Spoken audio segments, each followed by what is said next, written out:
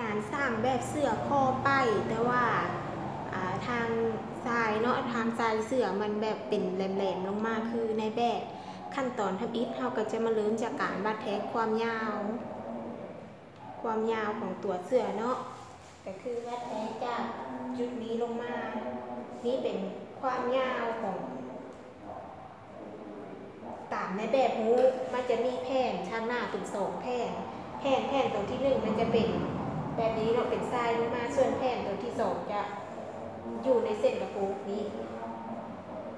คือหลังจากเอาวัดแทกได้ความยาวแล้วเราก็จะมา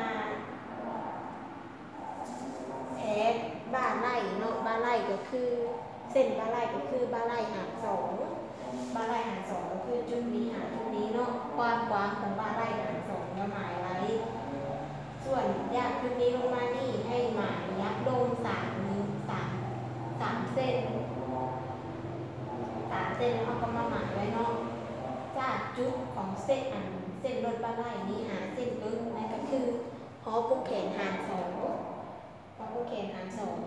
2ได้เท่าไหร่แล้วเราก็มาขีดเส้นเอิร์กออกไปเนาะส่วนเส้นเอิร์กแม่งฮอปเอิร์กหาร4ถ้าเสื้อมีเกตก็บวกอีก2เส้นก็ขีดได้เส้นเอิร์กไปเส้นบ้าหน้าได้จากจุดนี้เนาะหาเส้นเอิร์กจุดลดบ้าไล่หาเส้นเอิร์กหาร2แล้วมาเป็นเส้นของบ้าหน้าส่วนความกว้างบ้าหน้าก็คือบ้าหน้าหาร2แล้วสังเกตจากเส้นที่เราขีดความยาวออกมาหานี่คือเราจะเหลือแพร่จงออกมา3นิ้วเพื่อให้มันเป็นแพร่เพื่อที่ว่าไปกันส่วนการวัดแทกความกว้างของบ้าหน้าแอวแม่แทกจากเส้นนี้ยับเข้าไปเนาะหลังจากได้เส้นบ้าหน้าเส้นเอวเราก็มาเส้นแอวก็คือขีดเส้นแอวออกไปเนาะความยาวของเส้นแอวก็คือแล้วแต่ว่ามากการแทกลงมาเลยถ้าใครมากเขตบนอยู่ในสะดือเป็นเส้นแอวของกระแทกลงมาส่วนความยาวตัวนี้จะอยู่ที่17นิ้วหลังจากได้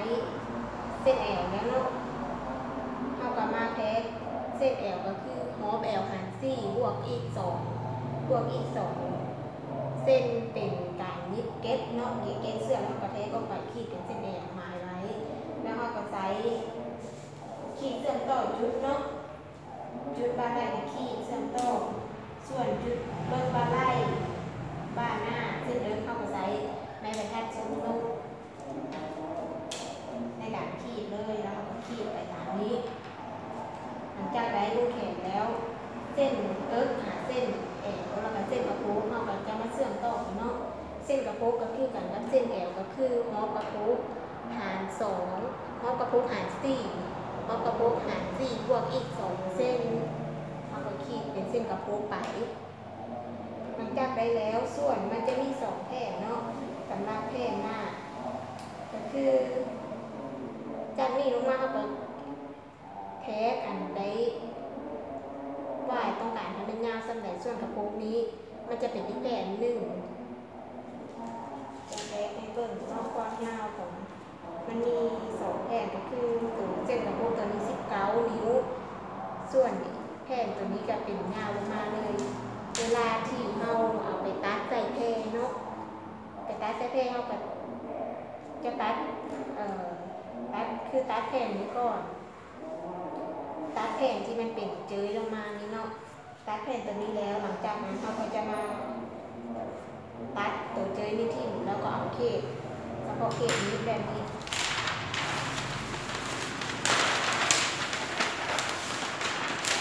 ก็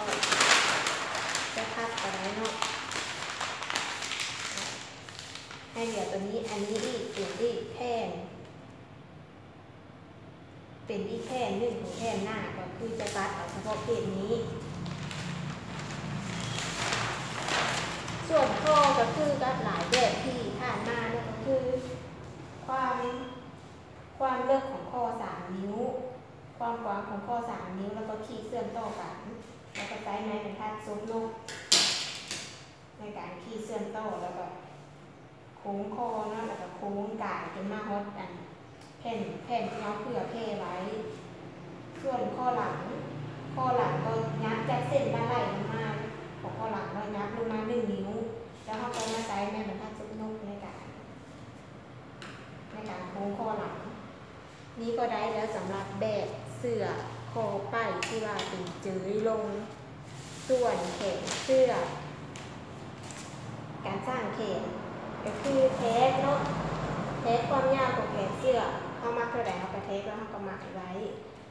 ส่วนถ้าอยากให้มันเป็นยกเขาก็ลึกหมายจากนี้ลงมาหาเส้นของวงแขนนี้เนาะก็คือ6 นิ้วหรือ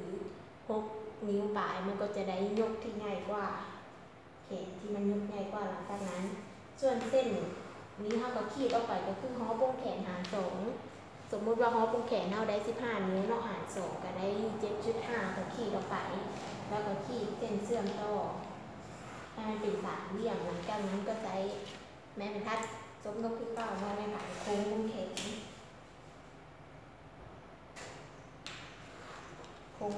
แล้วเขาก็มาโค้งเส้นต่อ